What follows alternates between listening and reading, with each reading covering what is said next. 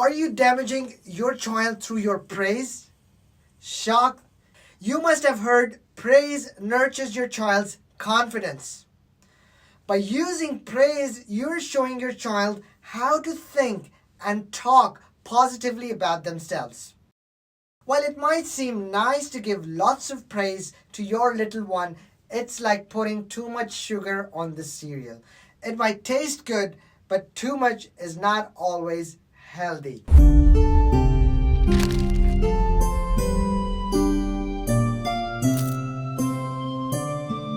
Hi, I'm Dr. Owais, and in the next few minutes, we're going to be discussing how you can master the skill of correctly encouraging your child. Giving too much praise can make kids develop a sense of feeling that they deserve special treatment all the time.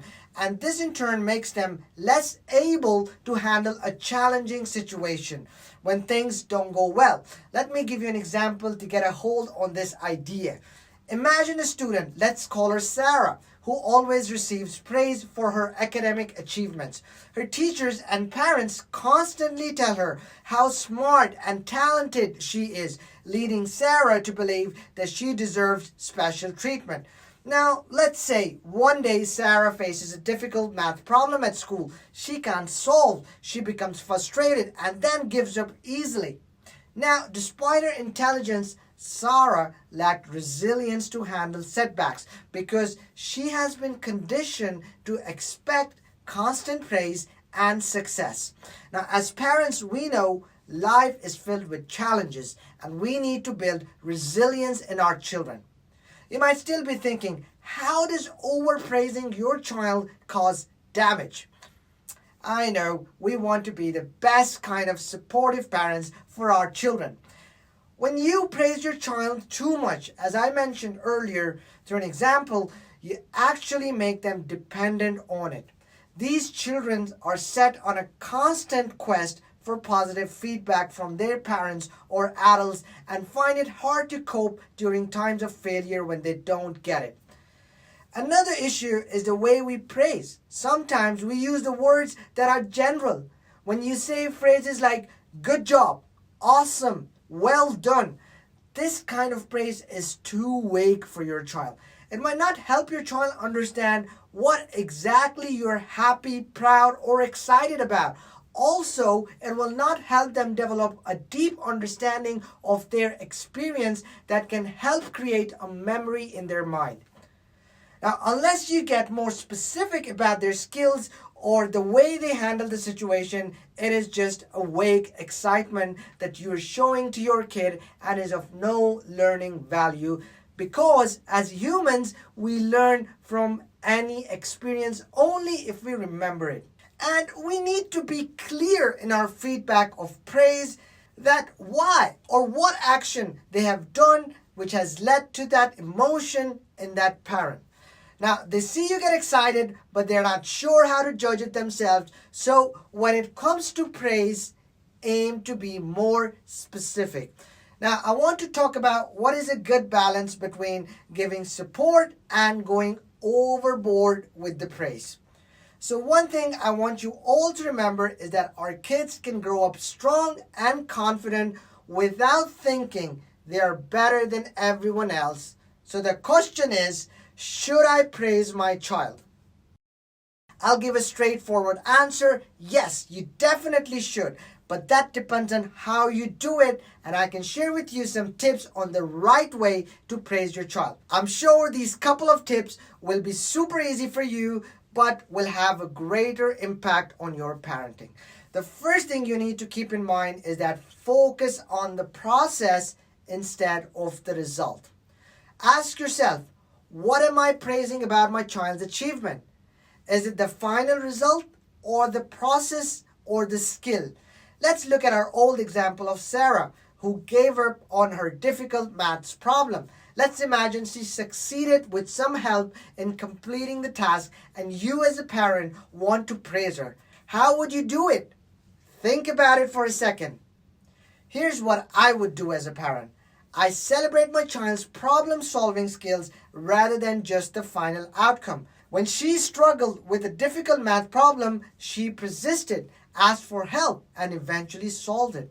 I would praise their determination and willingness to learn, emphasizing the importance of effort and growth.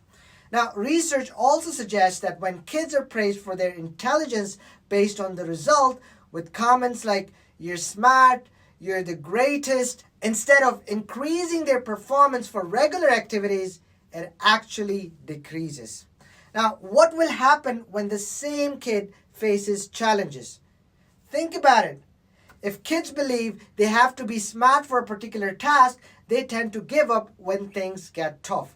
And when their experiences don't match their self-beliefs, they feel frustrated and quit. But if children have a growth mindset, believing they can learn and improve, they keep trying and learning. And this is growing, and this is what we should aim for. To make this easier, I'll give you another example. Let's say as a parent, your child gets A in the maths test after working hard. And as a mom, when she tells you you're so happy, you go, "Wow, you got an A on your maths test. You're so smart." The kid replies, "Thanks, Mom." And then you continue with the praise. "I'm so proud of you. You always do so well in school." The new generation kids usually respond, "Yeah, I guess."